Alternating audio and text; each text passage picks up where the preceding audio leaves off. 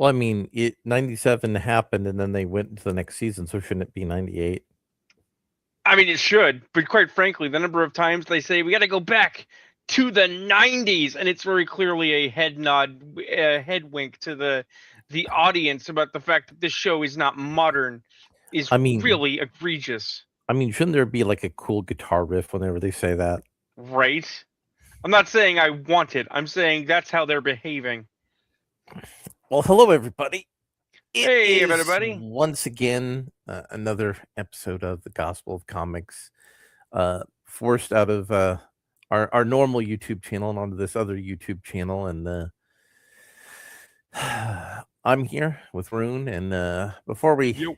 get into the meat and potatoes of things, for those of you who may have followed us from one YouTube channel to another, or who may have found this YouTube channel, and if you found this YouTube channel, that means probably look at my Twitter, or the small number of people who might actually have signed on to my YouTube because of YouTube comments I've made.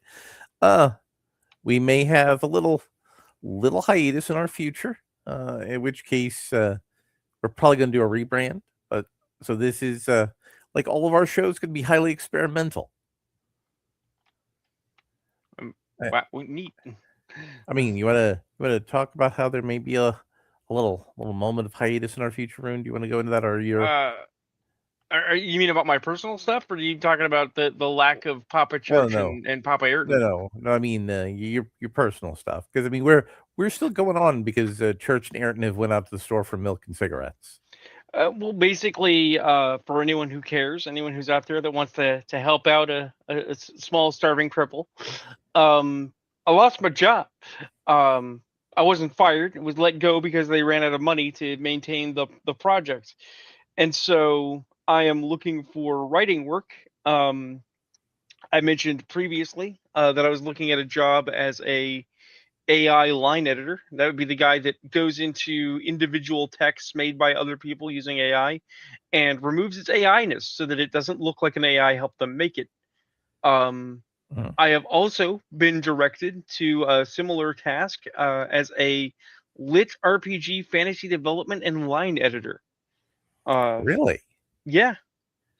I'm working up a $5,000, a 5,000 word uh, uh, manuscript sample to provide them my, this is what I can write. Well, you Um, know what I think. If you're going to do that, you should mhm. do a lit RPG that's like a vampire game. I mean, we'll look into it. There's all kinds of options. I got some irons in the fire, but basically, if I cannot find gainful employment, I may have to look into other options, including up to and unfortunately selling my house and moving on. In which case, the fuzzy guy would not be here to keep Larry company, and Larry couldn't keep the light on without at least one other person Yeah, to keep the show going. I'd have to go like full on. I'm the sole personality, the weight of the universe, and well, what I have found, looking over some stuff with some AI analysis, I really do better when there's somebody else to riff off of. Hmm. I need other people. Oh, I mean, if the AI bot is to be believed, you and I riff pretty hard when the subject is good. Our Yeah, our analytics for Citizen Vigilante were something. they were. But we're going to talk about some citizen vigilantes, and that by that I mean the X Men. Yet again, the X-Men rear their ugly mutated heads. Well, I mean, there was only one ugly mutated head in this episode. Well, two if you count Glob. Yeah. Well, I mean, that was episode 3, but so what's first of all, I barely remembered the first season. And I remember because I accidentally, before I watched the second season, I accidentally rewatched episode 1 of the first season again. I'm like going, oh, I hate this. The digital animation is awful. The voice digital quality is awful. And the new stuff, it's not better. What did you think about that, Rune? All right. So season one, in addition to the digital animation is poor, and this is not a changing nature of animation. We should have gone back and done it the old way, although that wouldn't have been bad. This is a distinctly The new animation seems to hate frame rates. There are people that are like, oh, but that fight scene with the Goblin Queen, it's like, I don't care. Okay, the action scenes are choppy. The talking and movement is choppy. They want minimum movement. I've seen this across multiple animation fronts. Hammer and bolt, hammer and chainsword or hammer and bolt gun for Games Workshop, right? The stuff for Critical Role's Mighty Number Nine and Vox Machina, all of it which are both repeatedly. unwatchable in part because of its digital animation. Right, they're using digital animation, but they're also not putting in the legwork to just add more frames, just make it flow more fluidly, right? And it's like if you have good animation and a terrible story, you can work with that. Do you think it's because they're not paid to they don't have enough budget to render all the extra frames? I think it's a combination of they don't have enough budget and they don't have enough time. Like, for instance, very recently, I want to say as of last night, Ruby's back for a 10th season. Like, what, 5 years on from season 9? Talk about something that has poor frame rates and no budget.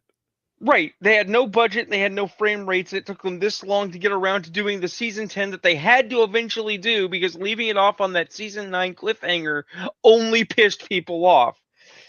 Also, I never liked Ruby. Didn't like any of the good seasons. Didn't like any almost good seasons.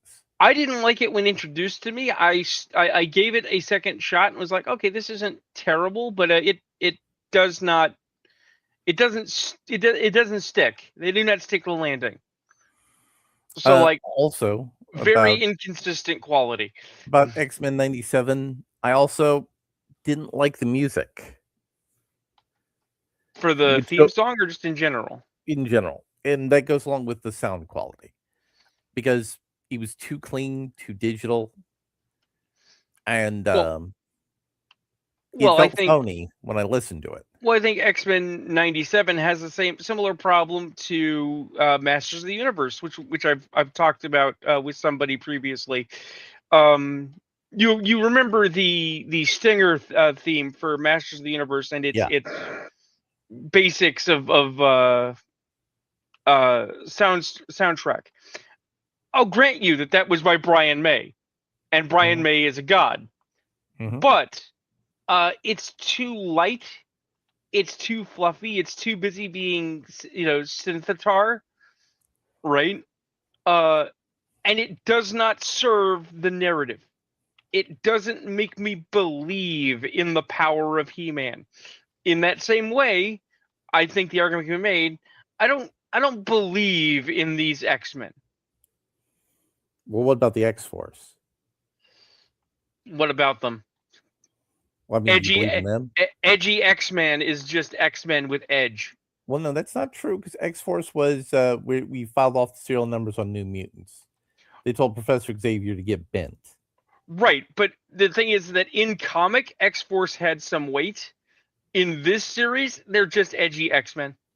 Yeah, because they're basing it more off of the Grant Morrison era X-Force. Oh, okay, and that's something I noticed. They mushed a whole bunch of different X-Men runs together. So here's the first thing. Visually, they're riffing Morrison's run. They're trying to glom on the visuals of the 2000s era X. Well, I mean, Morrison's run was also X-Force as Xavier's Black Ops team.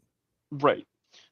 Storyline wise, okay, season 1 was the Bastion era Sentinels, which was kind of like from this is derived what is Wide Awake and Orgies and all those other things would come out later from the idea that Bastion was as close as we ever got to the new Sentinels after Master Mold failed, right? But they folded in the destruction of Genosha, which I believe in this case would be the Necrotia event.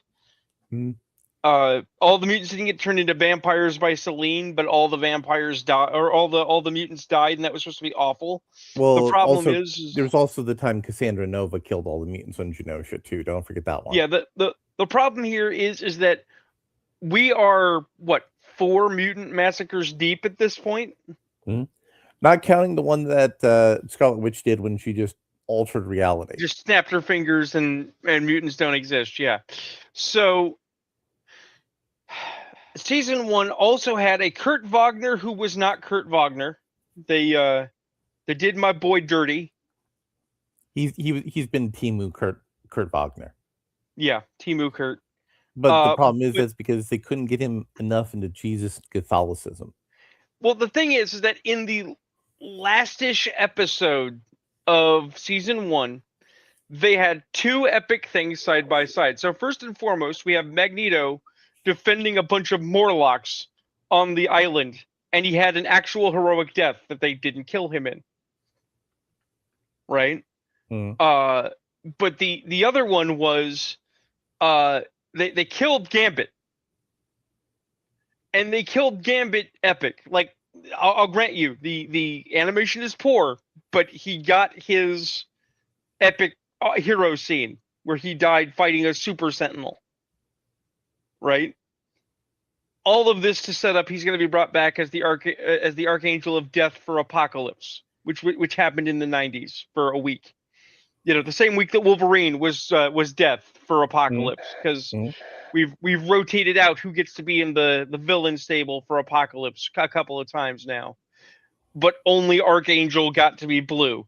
The thing is that at the end of that season, Xavier comes back from pretending to be dead and living with the Shi'ar. And Magneto rescinds his "I'm going to destroy the world" by depolarizing the magnetic field of the planet, right? And everybody got shot to different times in history, right? And that's where the second season picks up. So, Jean and Scott got sent to the far future where Cable is a kid. So I want to put a pin on that one for just a second. Yeah. You remember when they did that in the comics? The Ascani-san mini that I didn't read because I didn't give a shit about Scott and Jean. Well, hold up. So, but you're at least familiar with what happened in that run. I'm familiar with its existence. Yeah. Okay, so instead of Scott and Jean traveling back in time in their original bodies, they were transported to the bodies of people who lived in Cable's timeline. So they were able to psychically live in the future and raise their son and help mold him into the person he became before returning back to their own bodies. A little weird, but okay. But again, they were different people, but they still had like the psychic resonance of Scott and Jean. Yeah. So that way, Cable had his parents, but also didn't know about his parents. Right. That is weirder, but smarter than what we got in this episode. In the first episode of the season, or second episode, whichever it was. Well, because yet again, it is modern Marvel writers, even if some of them are old heads from the previous X-Men, doing time travel, but we're not going to deal with causality. Right? It's like, well, the more you're in the future, the more you could change the future. Okay, and well, that could be devastating to the past where Cable is. Right. Okay. Right. But Apocalypse was already ruined by time travel, which they do in episode 3, which we'll talk about. We'll get to because that's actually the spicier one. That's the fun one. That's the one that I almost had feelings for. I felt like they could have done something if instead of that being one episode, that was like a whole season. Well, that's the thing, is that, remember, again, these are retellings of actual runs. This is a whole mini series that they've boiled down to like 2 episodes. And that's the thing, is that none of these things have enough time to breathe, so none of the results make sense. Right? And that brings us to X-Force again, because I don't think that this is Grant Morrison's run of X-Men. I even think this is the classic run of X-Force. The problem is that they removed members of X-Force. Mhm. They took out Boom Boom, who is a problematic character, at least in terms of her costume, because she's sexy, Well, right? they basically turned Jubilee into Boom Boom. Right. They turned Jubilee into Boom Boom. They took out Warpath, which means yet again no Native American representation. Why? They Also, took out also Feral. Warpath had a great character arc. Right. But they removed Feral, who is the sister of another mutant. She Who I was one who worked with Strife, yeah, who they're and then setting and up the introduction of, by the way, in the comics that we have here. right, and they took away Domino, even though she's an original X Force member, to put in Betsy Braddock instead. So we got Whoa, Psylocke instead of Domino. Betsy and Archangel are a pair, insofar as contemporary Marvel writers want to put them together. Right, but I'm just saying, it's like if you're But when we're they talking did about but when they we're did talking the about spicy version of Betsy, where she got forced into being Asian. right, I'm just saying that when we talk about um comic fidelity, and everyone's always complaining about the lack of fidelity in comics, right? This is what we're talking about right here. This is the thing, Mhm. right? Let's also go back to Feral for a moment. They had X Force, which X Factor, which was not my favorite run of X Factor, but I thought it was neat for several reasons. Like Guido, the strong guy, Yeah, and love strong guy. multiple men, both interesting characters. Polaris is always underutilized and undercooked, but As is Havoc. They never address the fact that Havoc is Scott's brother, and that's important which because they should have. because I've seen the image and they're right. They're using X Factor as ice, right? Yeah, And it's like, okay, let me get this straight. So you're going to have Cyclops, leader of the revolution, and his brother is a government stooge, and you're not going to lean into that? yeah. But back to the fight scene with X Yeah, Factor and X Force, right. having Wolfsbane and Feral together, that would have been cool. Wolfsbane, who barely gets 30 seconds. We literally watch her crawl up a wall and then she disappears from that fight. She never reappears. They benched Rain Sinclair, who is not my favorite character. I have a lot of problems with Rain Sinclair, but visually I like the character. Also, X Factor was Rain Sinclair's best time as a character. Not her time in Excalibur, really? No. Uh, Also, we don't have Cannonball in X Force, which is Well, another no, that's the massive thing. oversight. That's They the have thing. Sunspot as Yeah, Cannonball. they replaced Cannonball with Sunspot. That's not just an oversight. That's a major plot flaw. I have the book. I don't know if it's still in good condition, but I have the book where Cannonball has died, When he and became an external. yeah, they literally are like, "You're a High Lord. You're supposed to come back," and then he does at the end of the book, right? Because Cannonball is functionally an immortal, just like Apocalypse, And also like Celine. right? This is a major plot point that needs to be addressed. That they're just not, or they're going to make Sunspot an immortal, and I think that's suck. Mhm. Also, there was that one stooge for Magneto who was an immortal French crusader. Uh, is it? It's not M plate. Damn it! I know he's the guy that runs Asteroid M in Magneto's stead. Yeah, give me a second. Gotta find that guy. See, we're professionals here, folks. I mean, look, we got the deep lore. We just don't always have the deep lore to hand. Exodus. Yeah, Exodus. And you know, you have Exodus, you also have that green-haired guy who was connected to the Hellfire Club, who's also connected with the externals. There's a lot of good pieces you'd have if you yeah, bring the externals in. right. But they figured, well, Cannonball and Sunspot's powers are kind of similar when they're not. Yeah, when they're very clearly not. But that's actually also pertinent. Again, how is this series wearing a New Mutant suit and lying about it?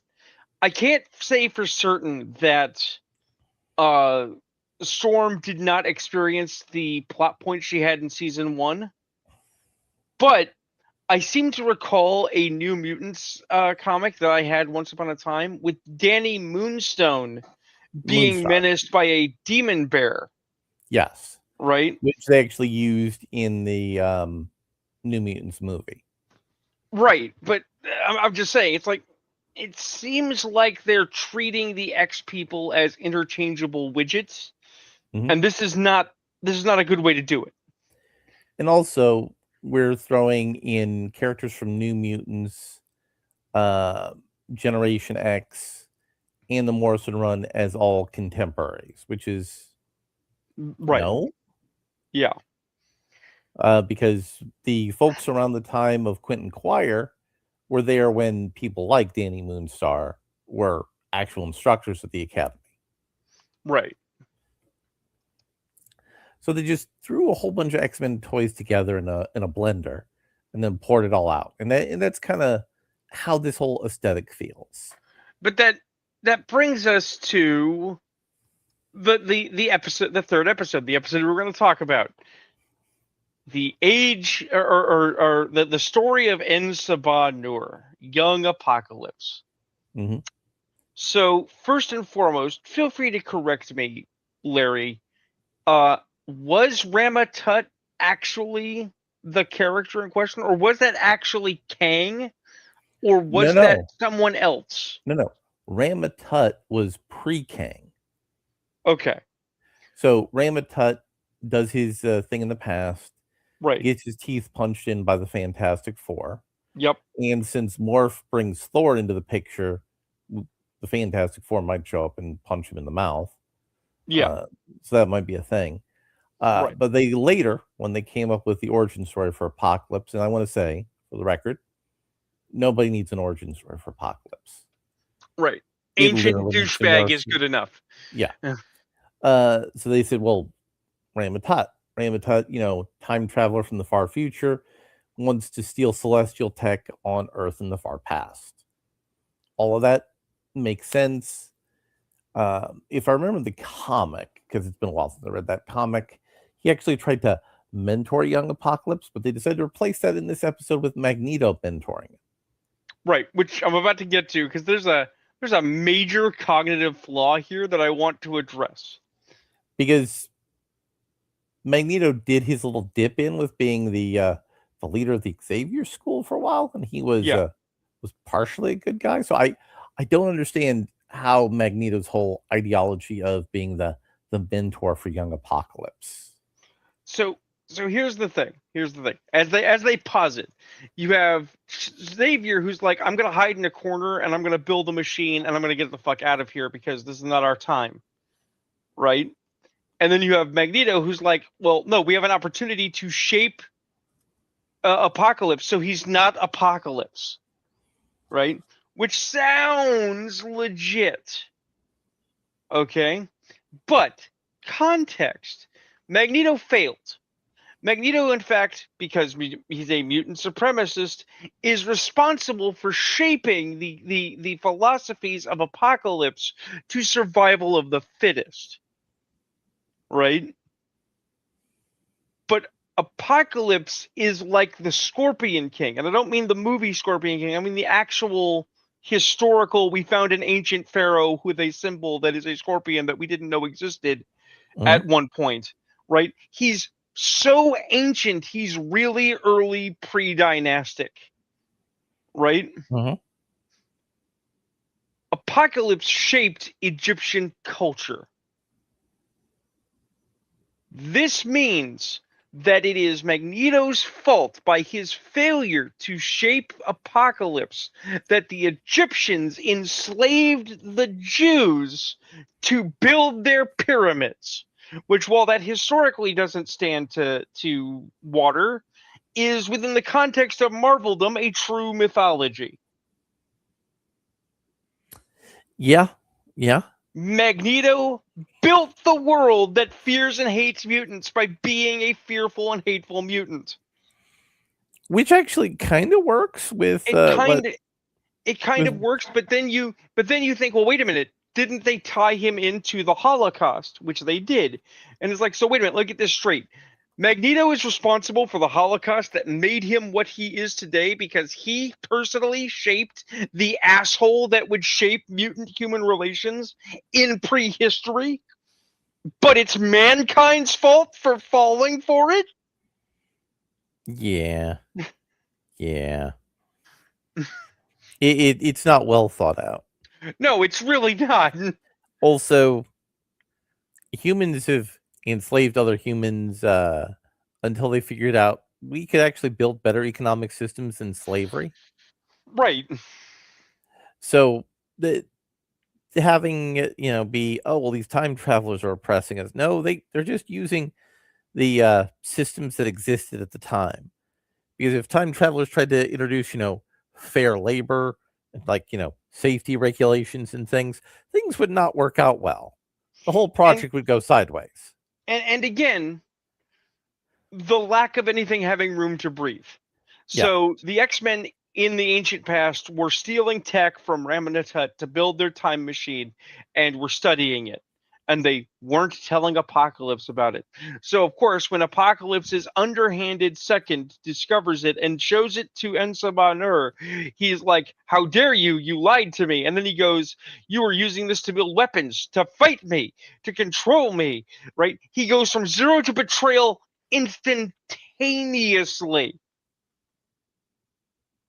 because there's no time for anything to breathe. Nobody gets a chance to go, "Hey, look, let me explain. Okay, we're from the future. We were trying to go home. We didn't want to tell you." Right? To say nothing of the fact that, oh wait, guys, you made it home. Good job. You know, you just left a time machine in the past for Apocalypse to use. You gave him the keys to time travel and the acquisition of celestial tech. Good job. Yep. And that's why you're not supposed to do this. Right. This is absolutely why you're not supposed to do this. Um. So yeah.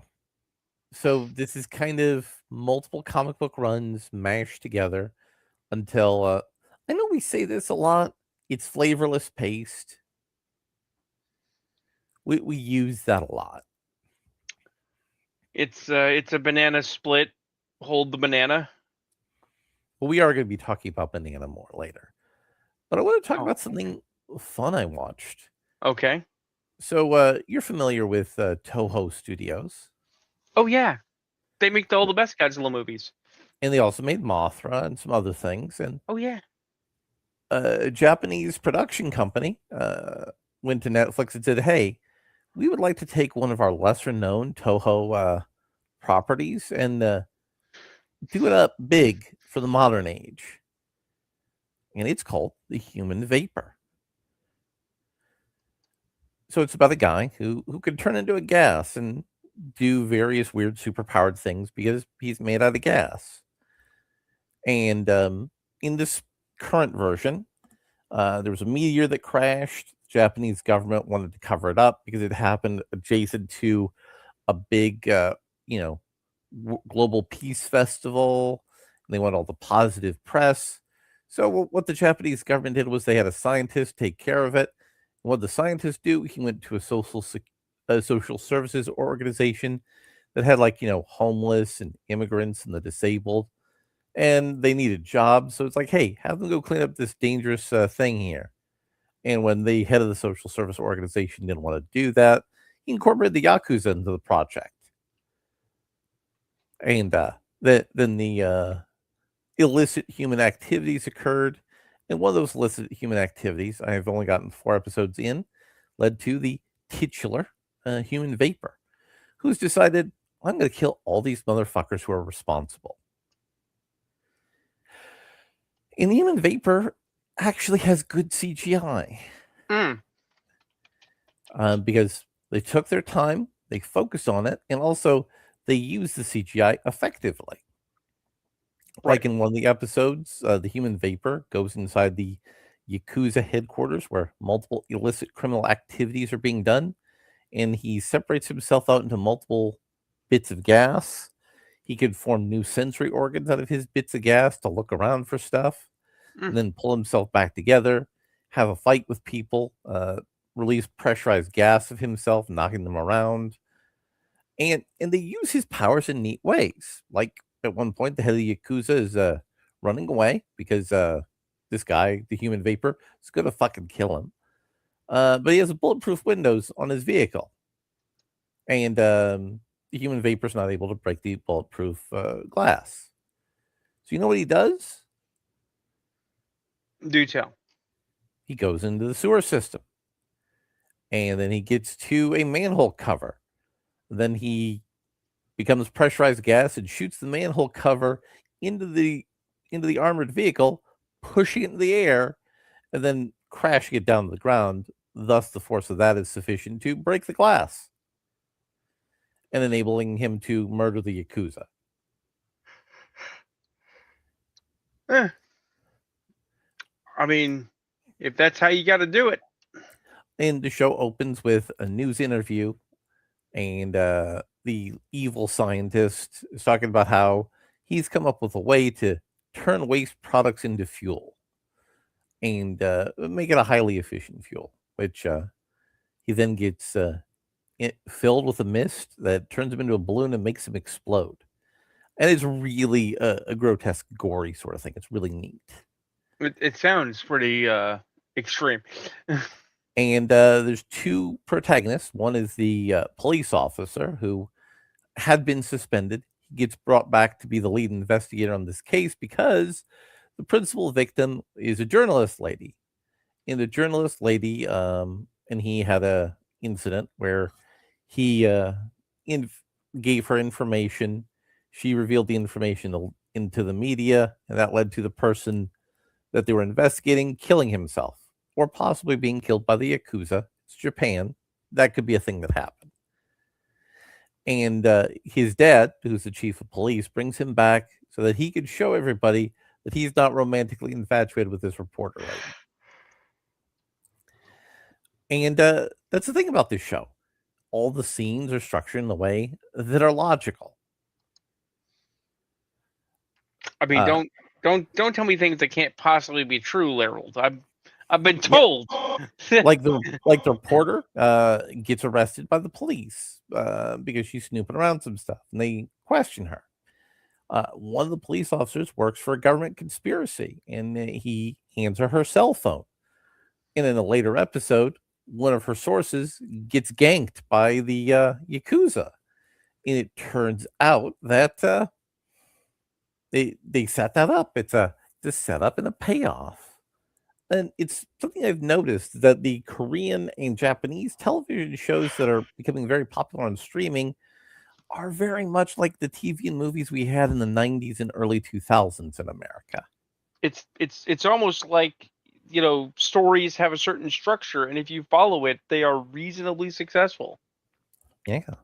So I recommend watching The Human Vapor because it's really neat CGI and effects. Oh, also, one of the scenes is the titular human vapor leaves his costume behind, and they find a button that gives him a clue to go look at the yakuza. So not only is this guy an anti-hero, he's not opposed to the police going out and getting the bad guys. But he has to give the police a head start because they're not people with superpowers. So I read a comic book this week, Mhm. but I can't share it with the people because I went to my local lending library, and the lending library is no longer available to lend from. Well, that's terrible. What did you read? I read The Melting Pot, which I'm sure you've never heard of, but if you have, good on you. So you've of course seen the movie Heavy Metal, based on the book Heavy Metal.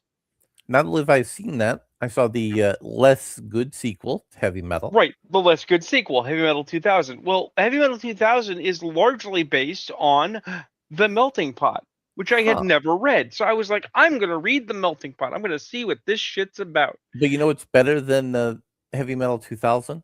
Do tell. The South Park parody slash satire episode that does an homage to heavy metal.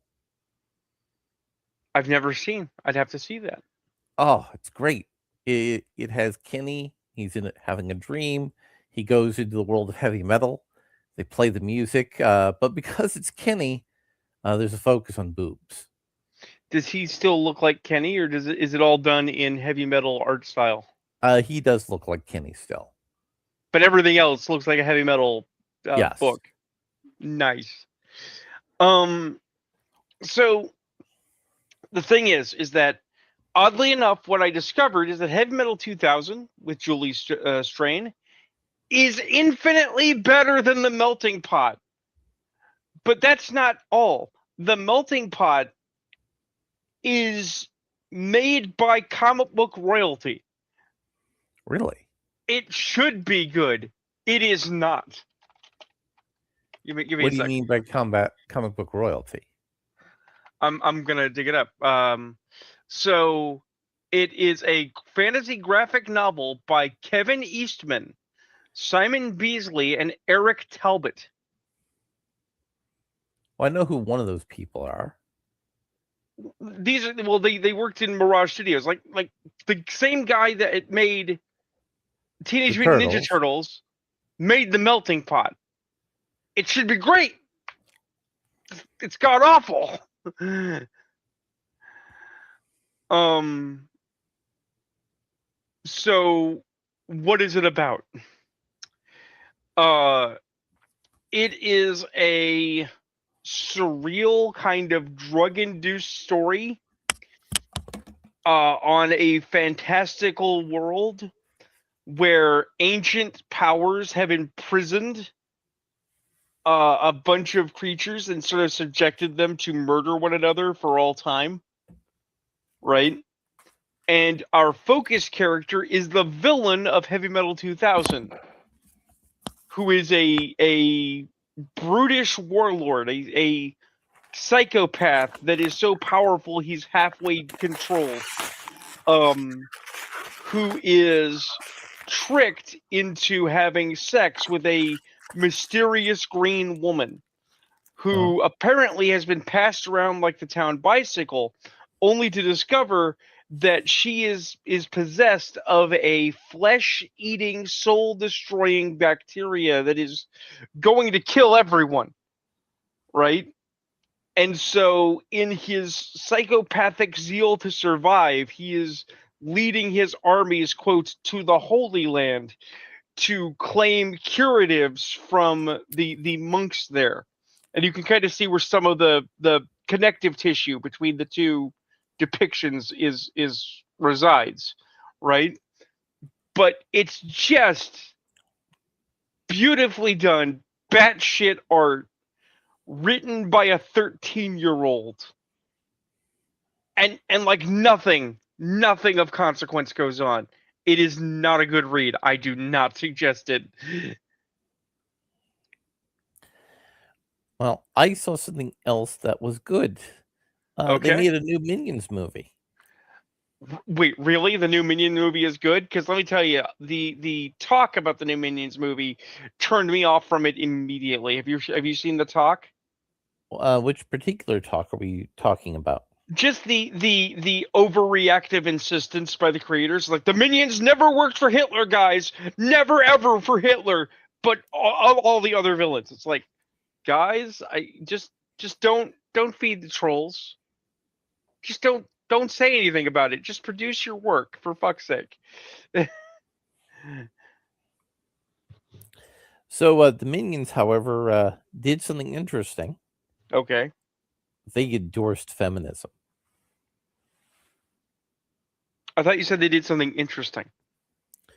Well, I mean, they're villains. So what does that say about feminism?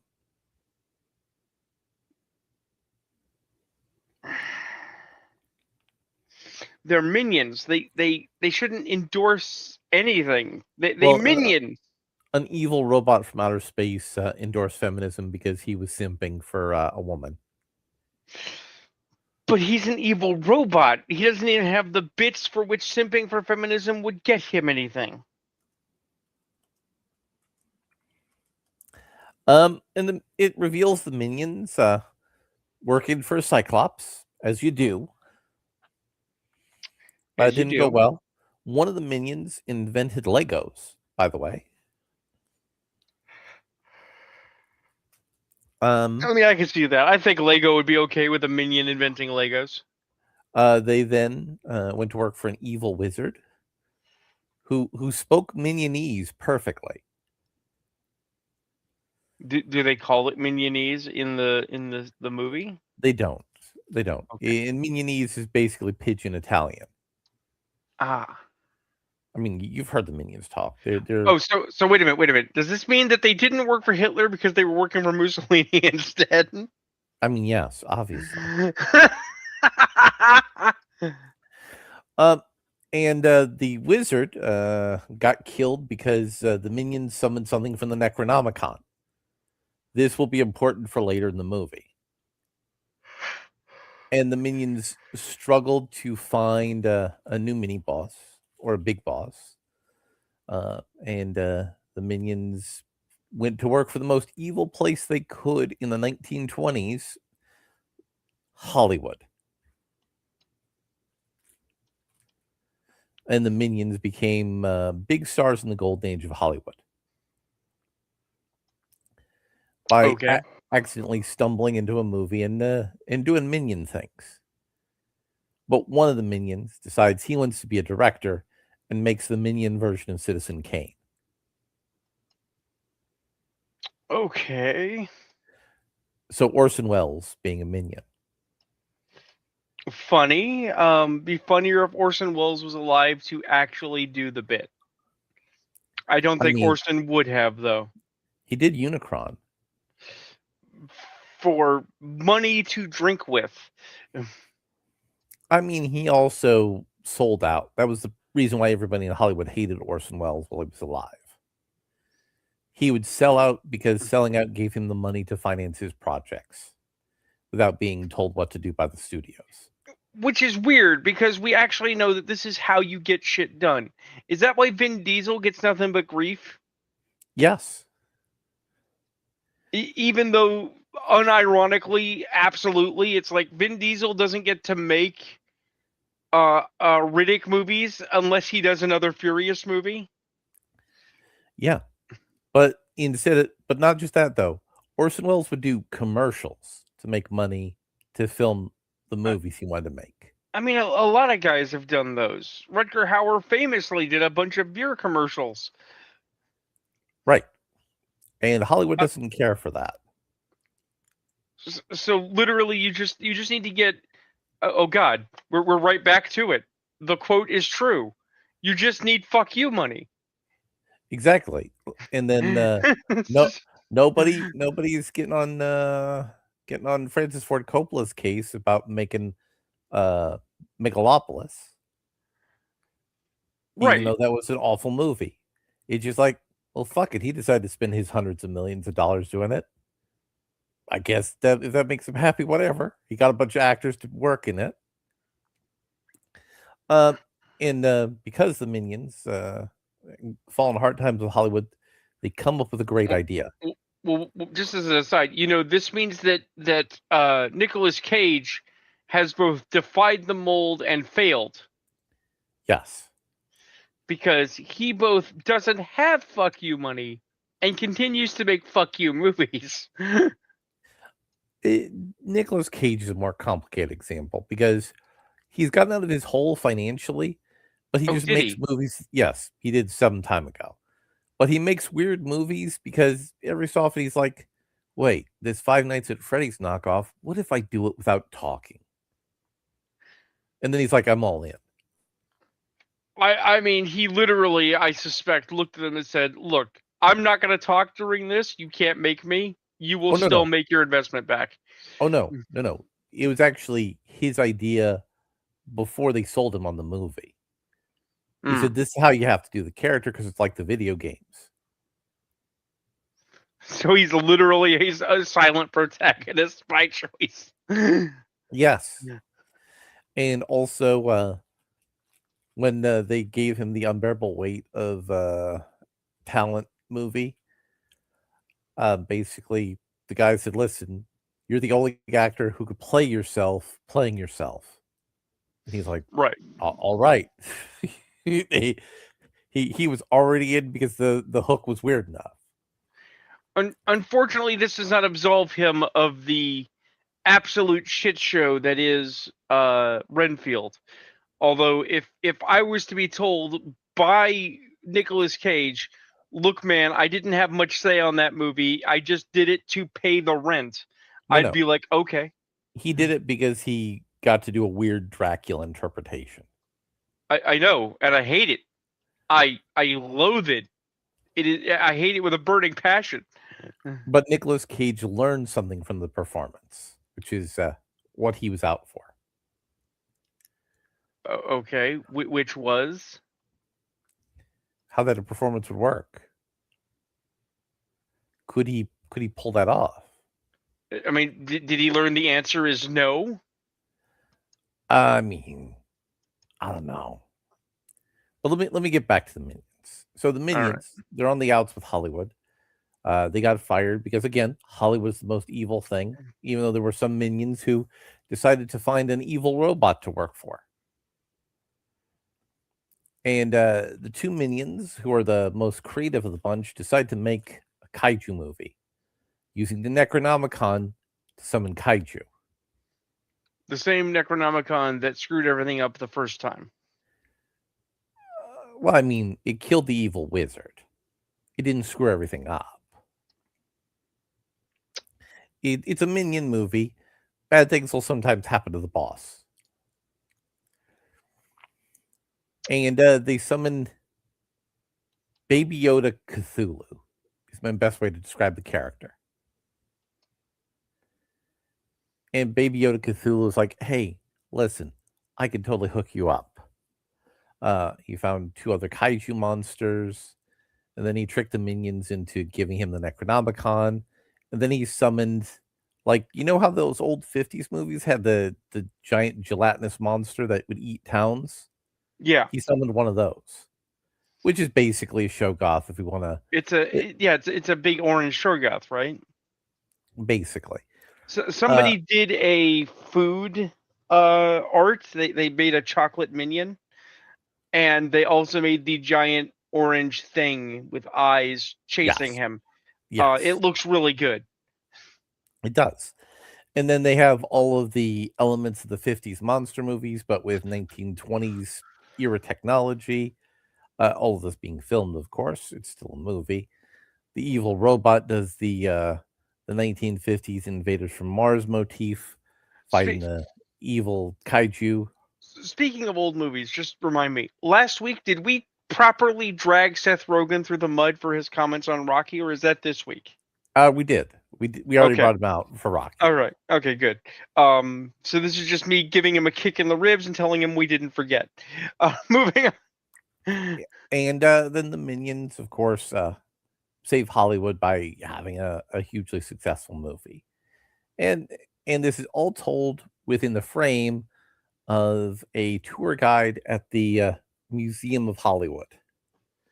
Although it's really actually kind of George Lucas's museum, but they don't tell you that because they have George Lucas as a trapped exhibit in the museum. That's halfway funny.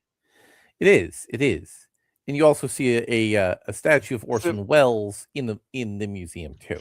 so does this mean that Marcus Brody was based on George Lucas getting lost in his own Star Wars museum? Yeah, I think so. So I recommend the new Minions movie. It's good. Here's the I thing. Serious question. As someone who is not going to see Minions,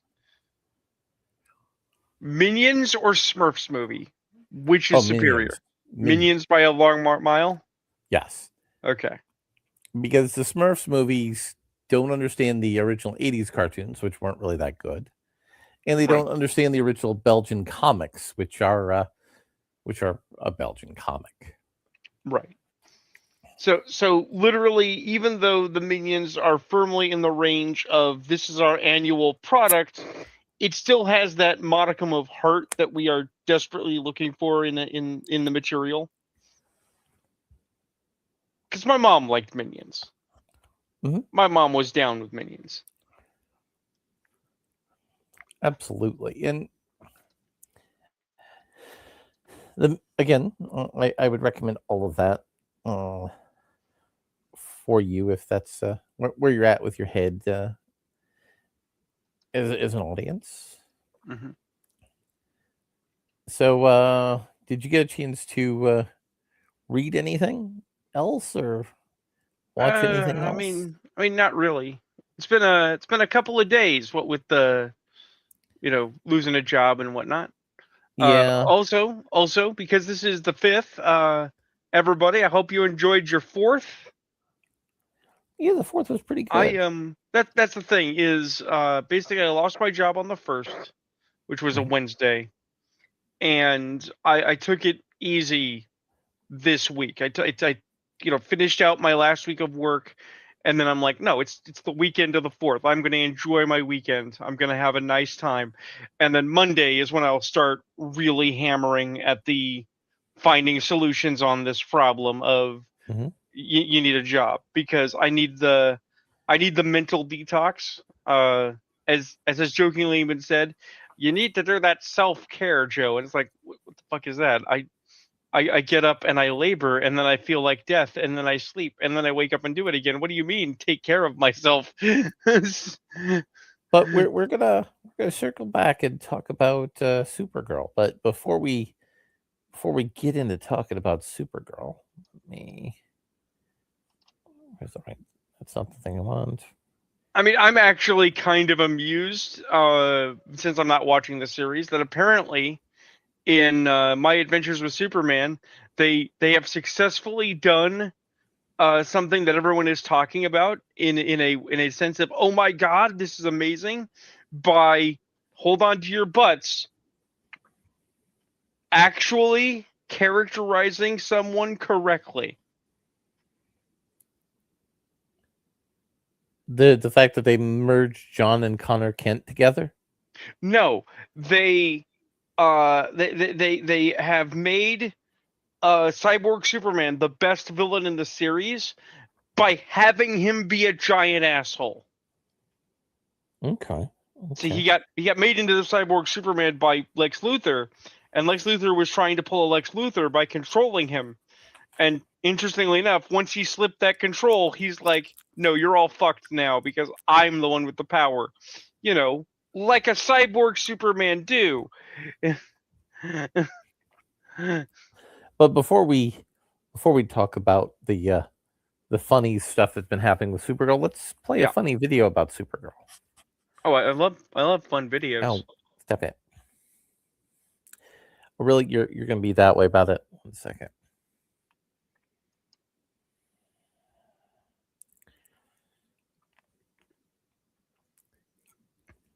I'm gonna have to actually log into my Do, Twitter on do you need me to Edge. share it? Because I could try and share it. If you could, that'd be great. Because All it's right. wanting me to do two-factor All right. authentication, and Throw me the link yeah, in the second. private chat here. Yeah, because I don't wanna do that bullshit of going over and Oh, looking at a text message on my phone. I hate that two-factor authentication for logins. oh yeah. I hate the fact we live in a world where you kind of need it. Yeah. All right. Make this big. Present. Share screen.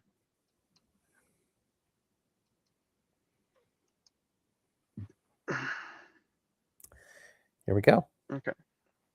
Let me know if this doesn't sound properly or anything. Okay. I've never been more hungover in my life. Supergirl! My name is Ruthie of the Who Cares tribe. My whole family was slaughtered by space pirates, and I need your help so I can go find them and kill them with my sword. Why'd they do To that? procure my father's amazing sword, such as this one here. One of the best swords in the whole world, or the best swords. It's so good. This will be the last time that we talk about it. Okay. Who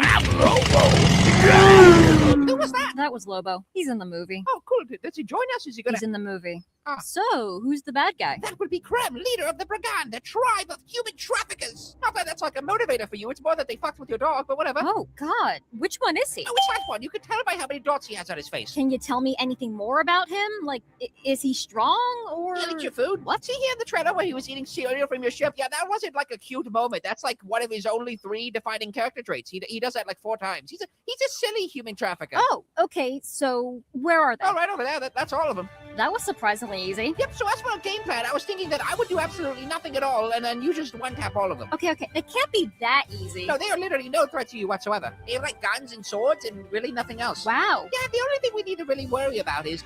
Oh no, my powers! They're gone! Okay, I'm good now. Yep, the biggest threat this entire movie is whatever son it happens to be, but guess what? You don't have to outsmart it or work against it or anything. You have to fucking wait it out, because it's the sun! So, ship... No, that's all of them. That was fucking 4 grenades. Yep, that's all it takes. What the fuck?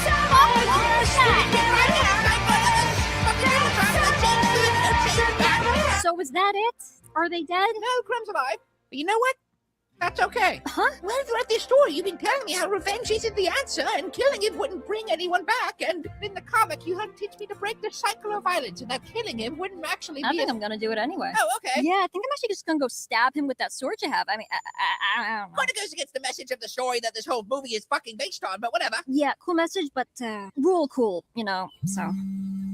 Hey guys, it's been about 15 minutes, so just pop it in and remind the audience why they bought a ticket. So I wanna point out something that I think is incredibly informative on the viewer here. Okay. I watched Supergirl. I mean, we both did. Okay. And we I both watched talked about how watched the terrible whole it was. thing. We talked about it. I did not know that the pirates broke into Supergirl's ship Oh yeah, and the ate her Supergirl ship. food until ate they her- just told me in this video. Not just her food; it was her cereal, Rune. Right. I thought that was like their random ship and eating their food. No, Okay. No, this is very important because that's how poorly told this story is. We're always talking about film as a visual medium, comics are a visual medium. right. Your but Rune, visuals are so interchangeably non-committal that I couldn't tell whose ship was being raided when. No, Rune. There's the worst part of it. They just randomly show up at her ship. They don't explain why.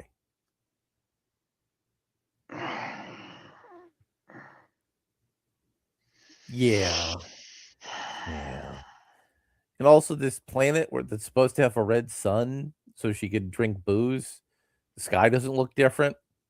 Looks like a normal Earth planet.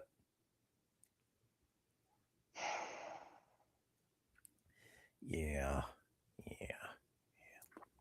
And this is a perfect segue into the fact that the finger pointing has already started on why this movie is shit.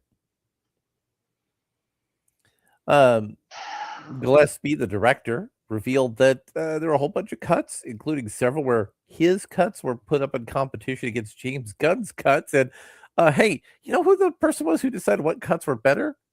James Gunn.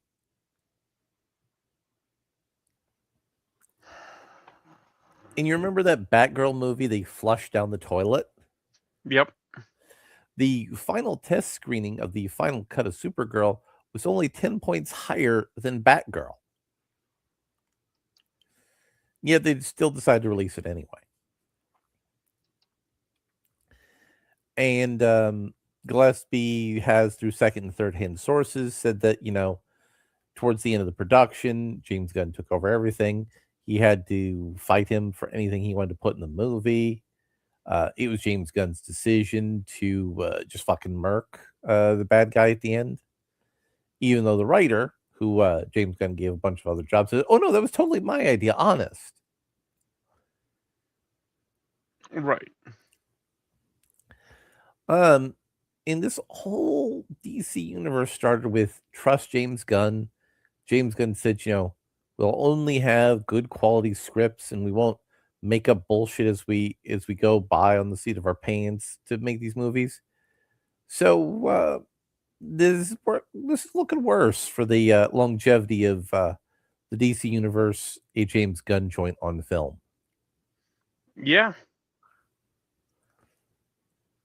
He's he was riding pretty hard on that good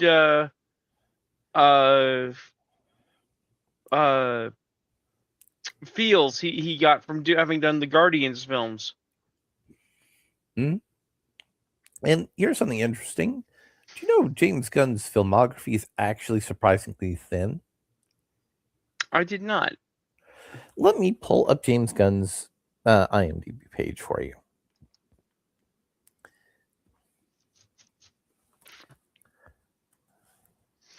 A lot of music videos, isn't it?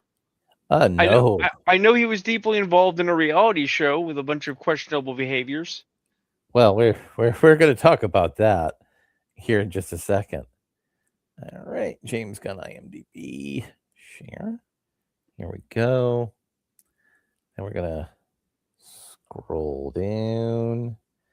Now here's his producer credits. We don't want those. We want his director credits. Well, he's got 38 writing credits, but I want to be clear. The writing credits could mean just that you put your name on the tagline because you added a sentence. So his first directing credit was he worked on a TV show for Troma. Yeah, I remember that. I didn't watch it, but I'm familiar with its existence. Then he did 2 shorts for Troma. Then another TV show for Troma. Then he did his first actual movie was Slither. I thought that was a Sweden joint. Nope. But that's the one with a fresh off the boat Malcolm Reynolds as a small town sheriff with worms. Yes. Yes. So there was that movie, and then he did a superhero movie starring Rainn Wilson from The Office, which made fun of superheroes. It was weird. It was gross. It had a whole porn angle. Then he did movie 43. I actually liked that, but I know people that do not. Yeah. And after movie 43, his next joint was Guardians of the Galaxy. Guardians of the Galaxy 2, he gets canceled. The Suicide Squad. He does the Guardians of the Galaxy Christmas special. Guardians of the Galaxy 3, Superman, and Peacemaker. So the bulk of James Gunn's work is schlock horror and low-taste films. It's kind of been a downward trajectory, hadn't it? Well, I mean, he went up, and he's still getting paid. Let's not get that twisted. He's still getting paid. Right, but I'm saying in terms of quality. The Guardians movies were actually in the middle, and they were the ones with, in my opinion, the best quality.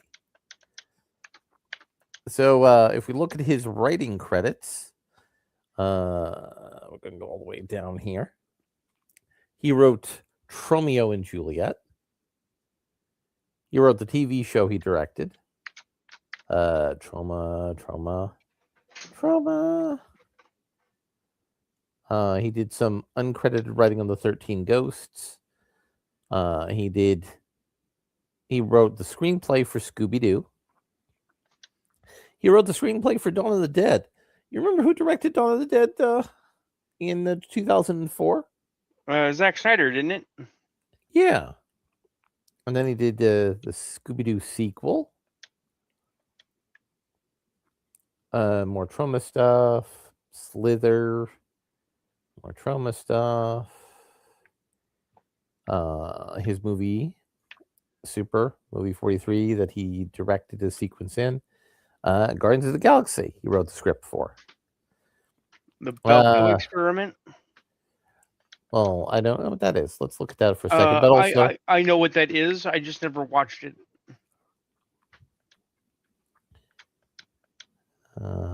It's a kind of a horror drama with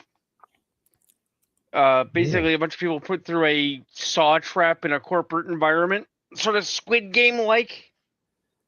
Yeah. He did something with Trauma again called Dolphin Man Battles Sex Lobsters. He apparently created Dolphin Man. Then he did another Trauma. Then he did Creature Commandos and Peacemaker. And so, yeah, that is James Gunn's body of work, which isn't very deep.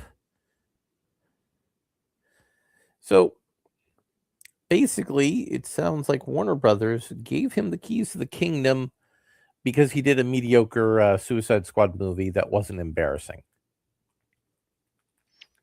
Well, this brings us back to Ruby of all things, because I suspect part of the decision making to make the Ruby season 10 is they need a win that is an unambiguous win for zero effort. And there are still enough Ruby fans and enough people that'll be surprised to go, wow, I didn't think they'll make this. Let's go watch it. And also, zero effort is the standard that Ruby was made under. Right. They only have to live up to Ruby's extant standards. They don't have to transcend them in any way. So I think all of this is very interesting. The way that Hollywood has its long knives out for Zack Snyder. Why do you think that is? Because something very bad happened to him, and after he was done grieving, he used it as a weapon to embarrass Hollywood at large. So basically, it's okay. You kicked us in the junk, but turnabout's fair play. Yeah. And I mean, the thing he was canceled for, his low taste jokes. I mean, they're what you expect from a guy who's written multiple projects for Trauma. Right. There's nothing surprising here. Yeah. Let me pull up the next thing in the in our back channel here.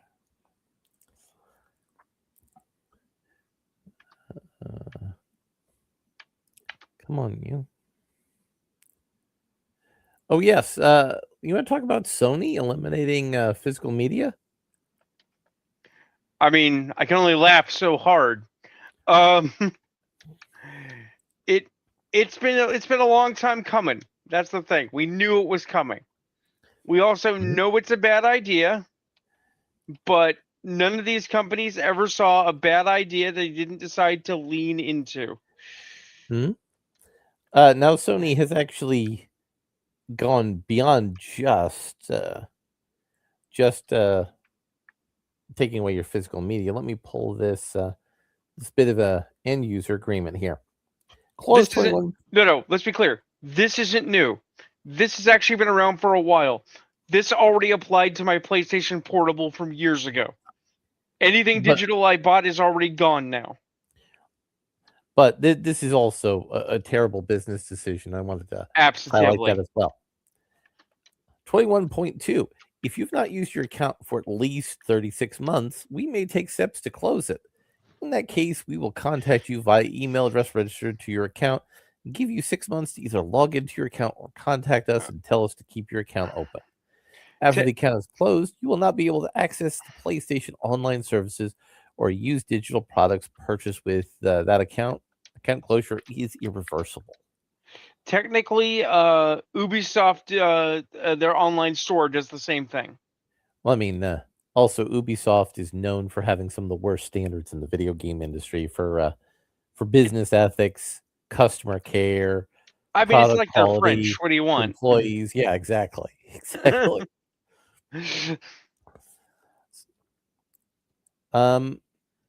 And that's part of why I have the avatar image I have here, if you notice. Oh yeah, no, I get that.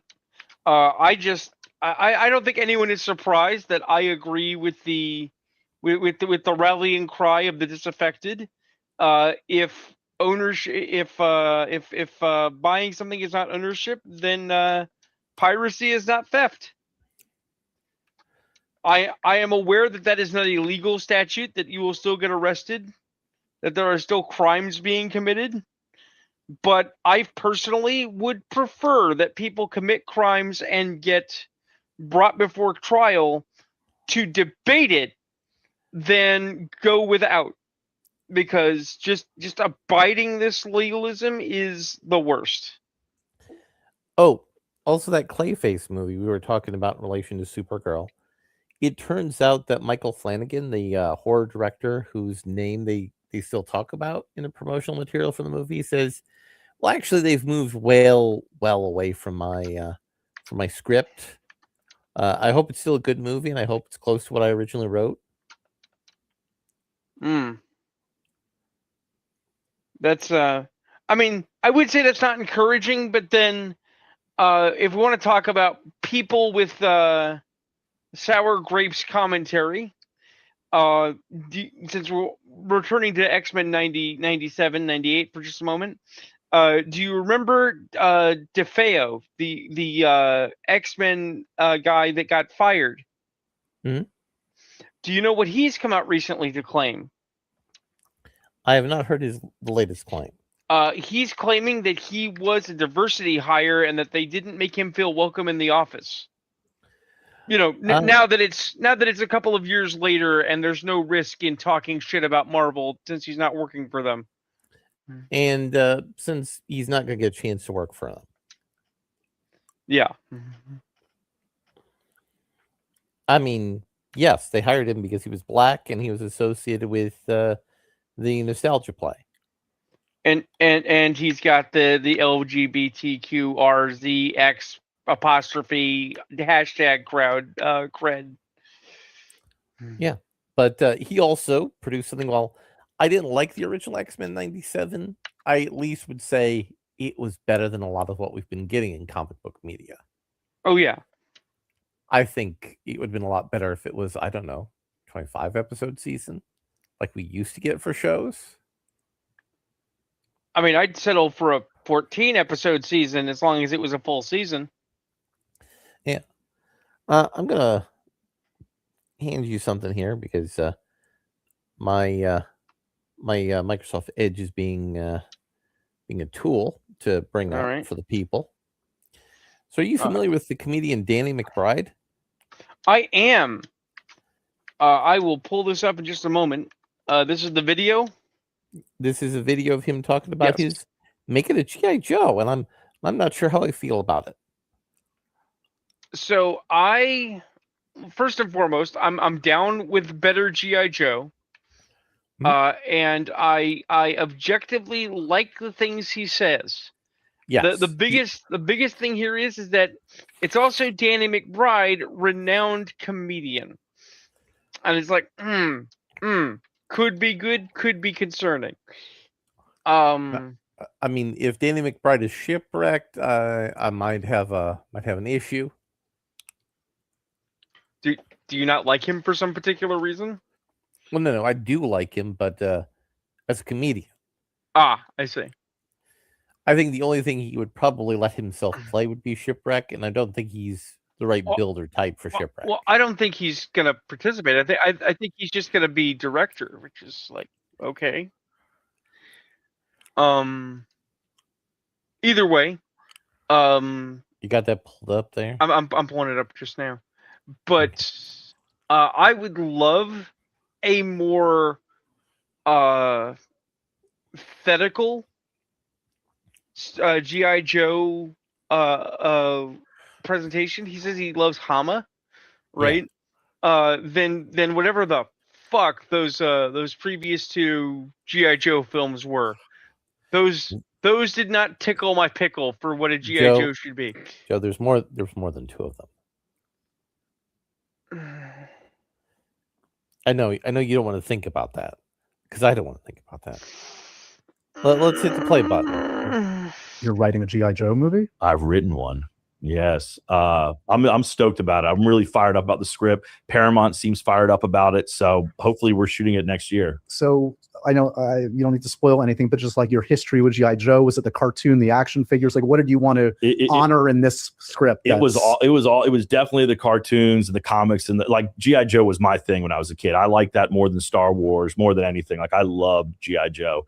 And I still have all the characters. And I tried to give my G.I. Joe collection to my son, and he wasn't interested. You know who's interested? My daughter, who likes robots. That's who plays with Nice. Gung Ho and Snake Eyes in the shower. But I've always loved it. And yeah, and you know, so I had an idea for a Dreadnoughts movie. And I was like, I just wanted to do a Dreadnoughts movie. And I went to Paramount and pitched it. And they were like, well, the franchise kind of needs to be like, it needs to be launched. So we can't come out with a Dreadnoughts movie. Would you have a take on would you have an angle for G.I. Joe proper? And I was like, hell yeah, I'll have an angle for that. So Jeff Fradley and John Kachuri, who I wrote a lot of Gemstones with, we sat down and we cracked something that we really love a lot. And it's, you know, weirdly it grounds G.I. Joe. It's not a comedy. It's like kind of suspense and action. And I think it's gonna be a lot of fun. The whole ensemble, like who's the star? Who's the character that's the anchor? You're following Duke and a group of other Joes. And I don't know how familiar you are with the comics. Are you? I watch the cartoon religiously, but it's been a minute. Yeah, and there's that town in the comics, Springfield, which is a town that's secretly all Cobra. Okay. And so that is where our film takes place. Yeah. So this has some momentum. It sounds like Paramount likes the script. Hopefully and we have some pretty interesting people lining up to be in it too. I don't want to get ahead of myself, but it looks to be like it's going to be pretty fun. Holy crap, I'm excited. Okay, amazing. We're going to end with two things. Okay, so I do this with folks that have an impressive filmography. Danny, you have a great filmography. You're going to choose the best movie in your own filmography. All right. So, first things first, are you familiar with his filmography? So my introduction to Danny McBride is probably one of his least favorite movies, or not one of his best movies. The first movie that I saw with him in it as a lead was the James Franco vehicle, Your Highness, in theater, and I thought it was halfway decent. Interesting. So let me just take a look here. Scroll the way down. He was in Superbad as an uncredited performer. But I didn't. That's his first movie of note. I did not care for Superbad, but that's just me. He was in Drill Bit Taylor. Then he was in Pineapple Express, Tropic Thunder, which was the biggest one everybody knows him about. You know what, Larry? If we have the time before I explode or whatever, maybe before next week, you and I, in fact, no, not even off stream. You and I should get together. Okay? Mm-hmm. We should stream outside the sequence. If the people are watching, listen to this. I have never seen Tropic Thunder. Oh, wow. We should watch Tropic Thunder. Okay. Do you agree? You and I on a stream, sure. like an off Broadway stream, watch Tropic Thunder? We could do that. He was in Observe and Report in a small part. He was in the Land of the Lost remake. Yikes. Yikes. He was in Despicable Me. Mm-hmm. Your Highness, which you mentioned. Mm-hmm. Kung Fu Panda. Good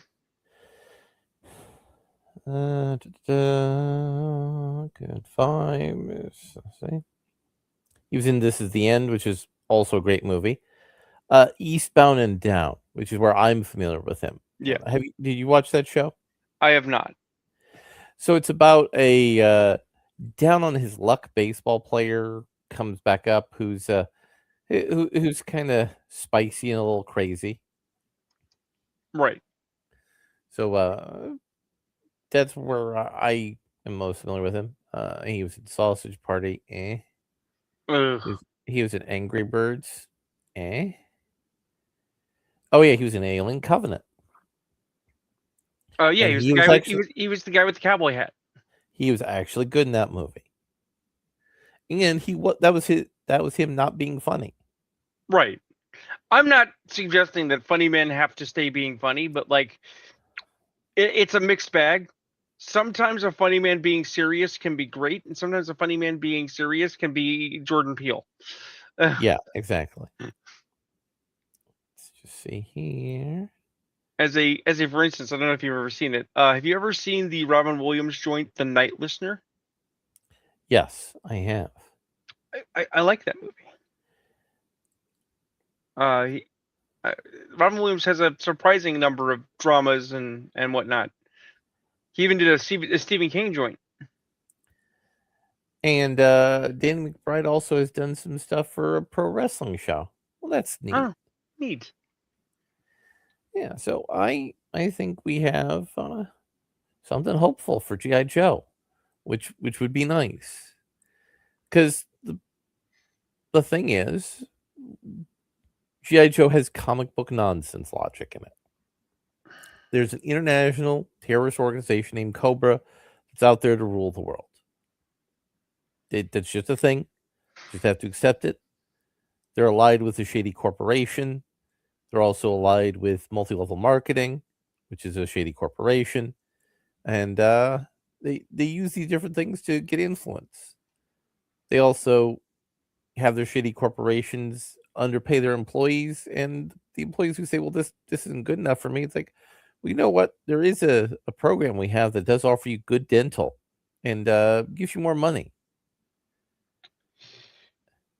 There is I don't want to salt the well. I don't want to imply that Danny McBride can't do a good G.I. Joe. But there is something I have not seen in any G.I. Joe offerings, or indeed in any Hollywood offerings of late, that, in my opinion, a G.I. Joe absolutely needs to succeed. Okay? And I don't want to use the Weather Machine as my example, because Weather Machine is just going to be another $1 million CGI, wind fart. Okay, to do a good GI Joe, you have to start with Cobra. You need to have a good Cobra plan, right? GI Joe is very much a franchise that lives and dies on that truism that a good hero is only as good as their villain, right? And that villain plan has to be some kind of pulp madness. Yeah. Right? Like the Weather Dominator. Right, but as an example, it's like, we're not going to use the Weather Dominator. What is it? It's like Cobra has hijacked a government satellite. Okay, well, what's the government satellite got? The government satellite has a Hammer of God system on it, and they're going to hold the nations of the world to ransom, or they will rain 10-foot long steel titanium rods I mean, on they did them. that as a GI Joe movie plot already. Yeah, but I don't know. They never parse it. It's never cartoonish enough in these experiences for me. Yes, I agree with you on that. Right? That's what I'm getting at. It needs to be some kind of fantastic.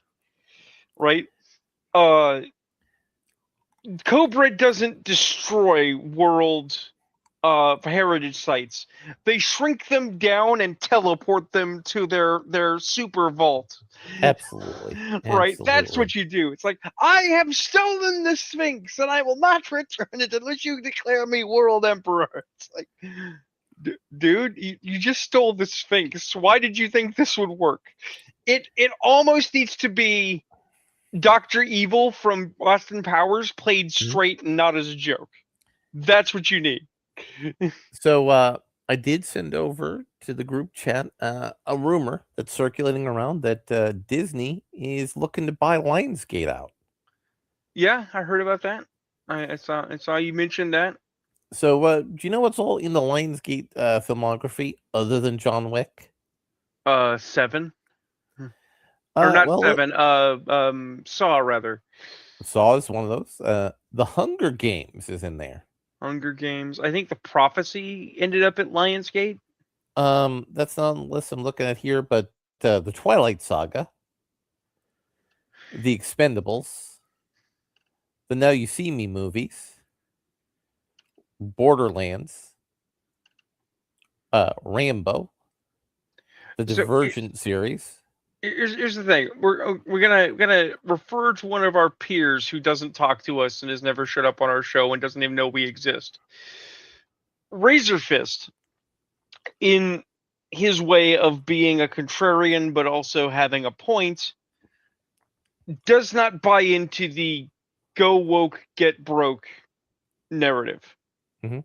Okay? And the reason is because his spin on it is go broke, get woke, and then finally croak. And the idea being that companies that were already overextended, that were already doing poorly behind the scenes, we assume, adopt politicized content. They take that ESG China money Yeah. to bolster themselves Yes. and then die a slow death because there's no money in it. It's Right? because they keep cannibalizing themselves. Right. A facet of that, and we've seen this before, such as with the phone companies, where there one time there was all Ma Bell and now there's a billion phone companies, is Disney cannibalizing other movie studios is not for the good of those studios, because obviously any good properties are now instantly going to be Disneyified if they're going to get used at all, or they're Mhm. going to go in the Disney vault never to be seen again. But it's actually bad for Disney, and not just in the legal sense, but in the practical sense. Competition is good. Healthy businesses require competition. If nobody can compete with Disney and Disney has to keep consuming its competitors to survive, it will eventually collapse. Yes. Right? Also in there, Medea is under the Lionsgate umbrella. Wait, you mean like the black exploitation comedy series? I wouldn't call Medea blaxploitation, but yeah. I mean, it's exploiting urban market. Yeah. Does that mean Medea is now a Disney princess? Medea could become a Disney princess if this goes through. Right up there with Baby's Kids. Yeah. The new Seth Rogen joint where he plays the studio boss, that would be consumed, although that's currently being played on Apple, so that would be an interesting streaming issue. Grey's Anatomy and Criminal Minds would also be consumed. Here's my problem, right?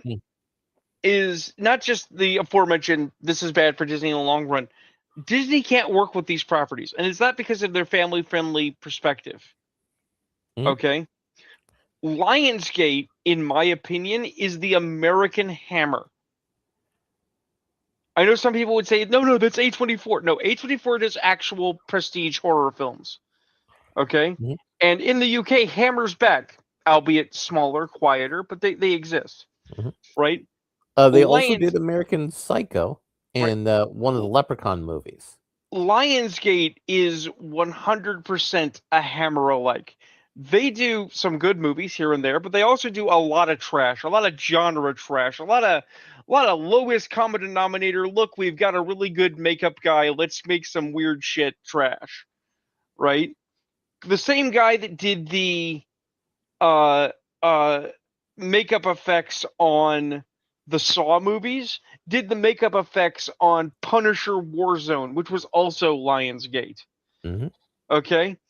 Lionsgate is not a bad company, but it is, if we had to make a comparison to a Disney property, it's very close to their Touchstone Pictures, right? Yeah. They make things for people who don't like Disney movies. Yeah. Lionsgate also has some of the Amblin stuff that's not been consumed by Disney already. And they have some of the DreamWorks stuff. And also the Blair Witch franchise is in there too. Good God. Yeah, exactly. So you can have a Blair Witch cinematic universe that has Leprechaun in it. That's a thing we can do now, Joe.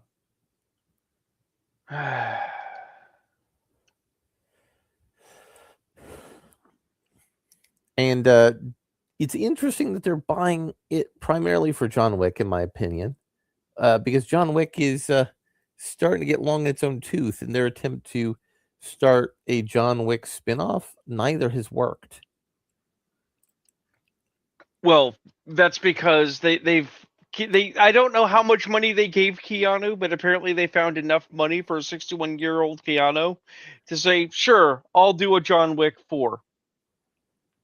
It doesn't matter how we make sense of John Wick still being alive. I mean, We'll we know figure it what's out. going to happen. No, we know what's going to happen. He's going to wake up in the hospital bed on some kind of life support. He'll wake up from the coma. And he'll have like a hanging cuff on. Yeah. And mind you, it'll probably be a great movie. We'll probably be there for it. You and me will watch it. Mhm. But if we're gonna say, is it a good movie? It's like, nah. John Wick 1 was good. John Wick 2 was a continuation. The John Wick movies are not good. John Yeah. Wick movies are fun. So Joe, I got something else that you brought to my attention, although I Okay. knew it was coming. If you could pull Okay. that up. What this most recent link there that you just Yeah. sent through? That's the one I sent you. So what's your connection to the Neuromancer books? Not so much actually. I mean, I've got some cyberpunk experience, but William Gibson was never my bag. I'm more of a Philip K. Dick sort. I mean, I like what the guy who made the cyberpunk role playing games came up with for a universe and a setting. Yeah, basically, that's the thing. We need to be honest with ourselves. Almost nobody has ever read Neuromancer in the modern day. That's not to say it doesn't exist. People don't have the opportunity, but the vast majority of cyberpunk inspired people couldn't tell you what Neuromancer or Android's Dream of Electric Sheep is about. Yeah. They only know about its derivatives. Cyberpunk, Johnny Mnemonic, Blade Runner. Those visuals in those films way overpowered the quality of fiction. Yeah.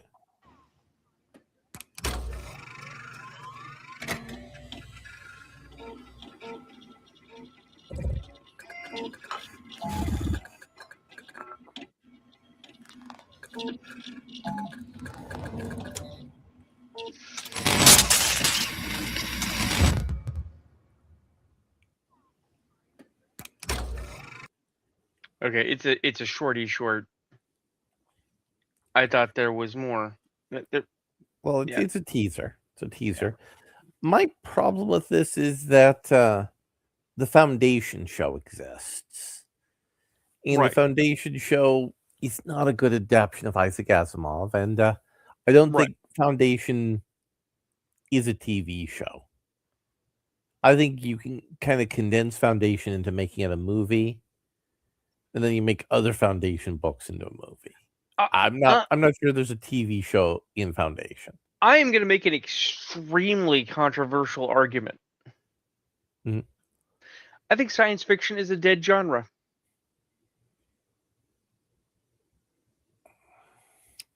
So, if we look at literary trends right now, and Mhm. then we talk about how those literary trends influence filmic trends right now, right?